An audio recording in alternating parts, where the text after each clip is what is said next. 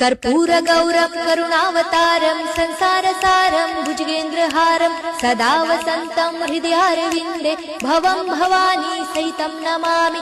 मन्दारमाला कलितालकाये कपालमालं दितसुन्दराय दिव्याम्बराय च दिगम्बराय नमः शिवाय च नमः शिवाय।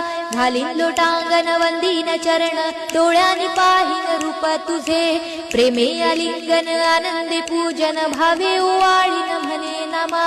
त्वमेव माता पिता त्वमेव बंधु सखा त्वमेव विद्या द्रविणं त्वमेव सर्वं मम देव कायेन वाचा मनसेन्द्रियर्वा बुद्ध्यात्मना वा प्रकृति स्वभावात् करोमि यज्ञं सकलं परस्मै नारायणायति समर्पयामि।